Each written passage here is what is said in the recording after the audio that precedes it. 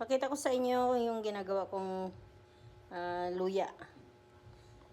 Ganito lang daw ang dapat gawin pag nangangati ang iyong lalamunan at saka may mga plima-plimang kukunti na pakunti-kunting lumalabas.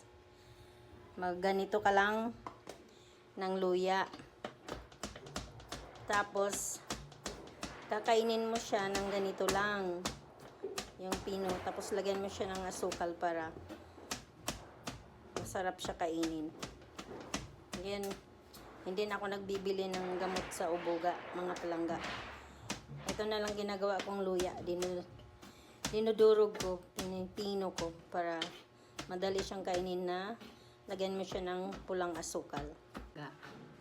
Bago ako kakain ng ginayat na luya, kakain muna ako ng bawang.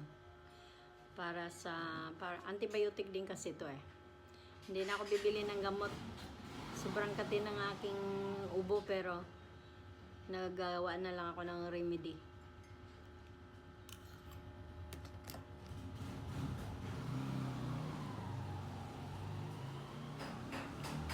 Yan ang bawang.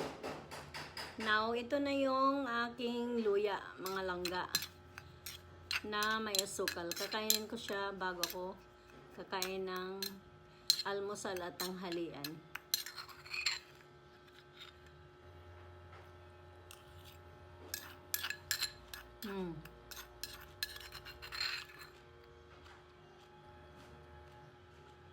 Masarap.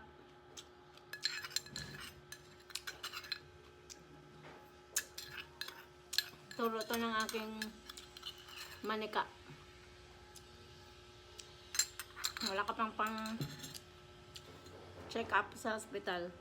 Gawa ka na lang ganito. Luya.